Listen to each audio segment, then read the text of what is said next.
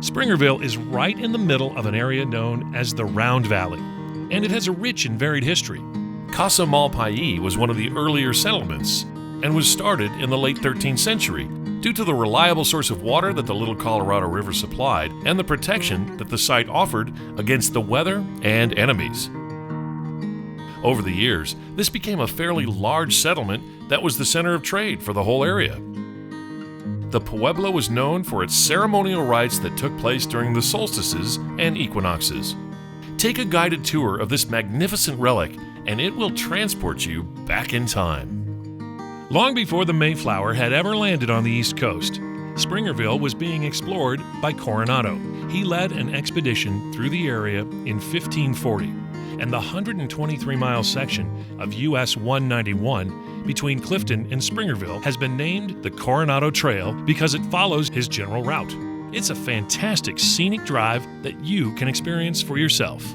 In the 1860s, Hispanic sheep herders settled in the area for the same reasons as the prior occupants: a good water supply and plentiful grazing land. Soon, cattlemen and other pioneers arrived from New Mexico to settle this lush area known as Valle Redondo, or the Round Valley.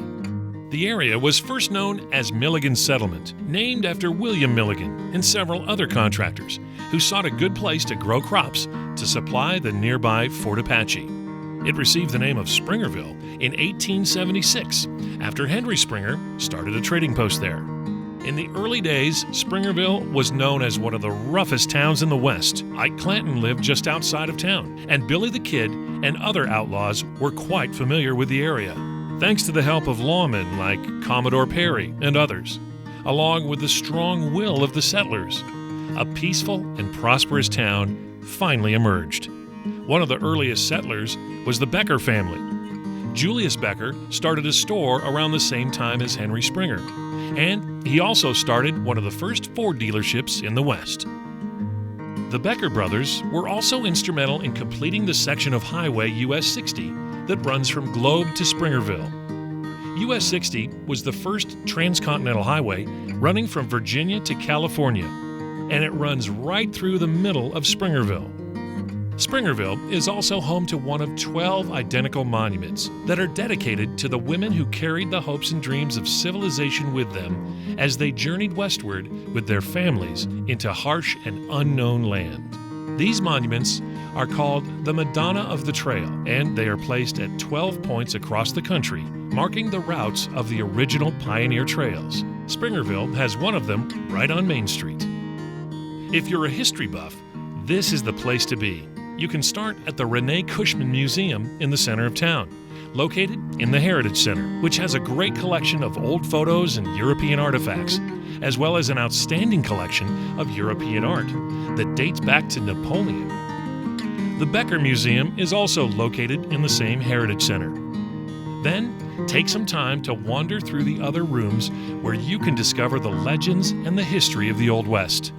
The Casa Malpayi Museum is right next to the Becker Museum. You can take in its history before you tour the 13th century ruins.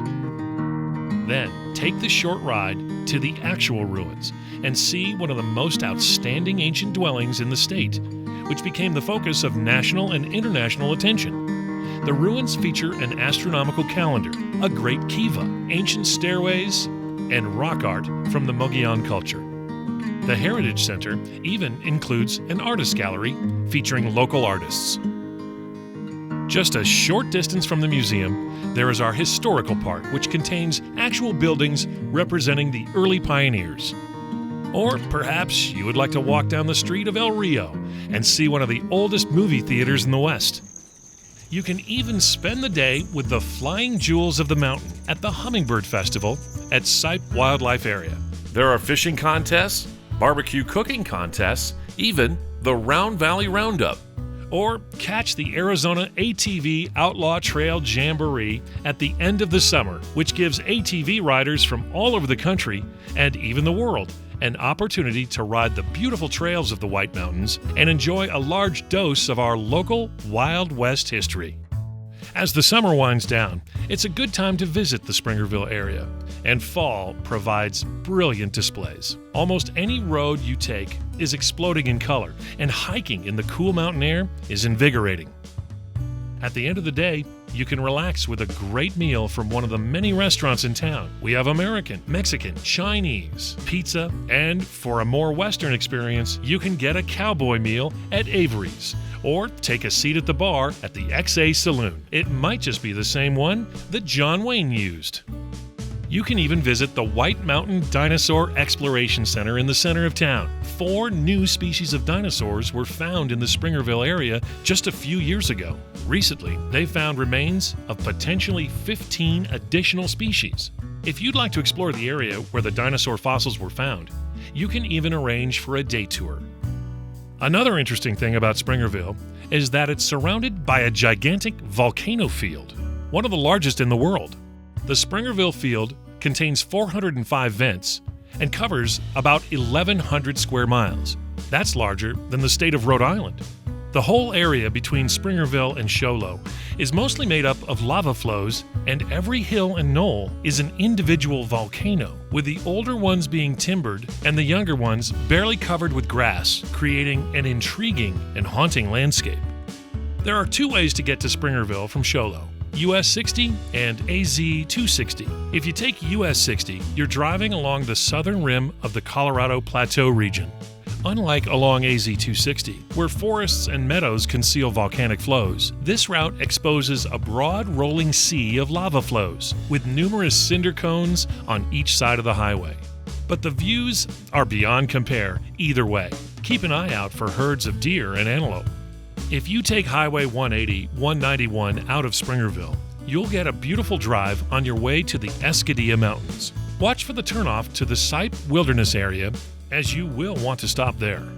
If you'd like a very scenic driving tour, why not try the road from Big Lake to Sunrise? It's a beautiful trip through forests, meadows, and unparalleled landscapes. Whether you're in a car, on a horse or bike, or just walking along, there is no end to the adventures you can find in the Springerville area. But right now is the time to make those plans. Here's one way.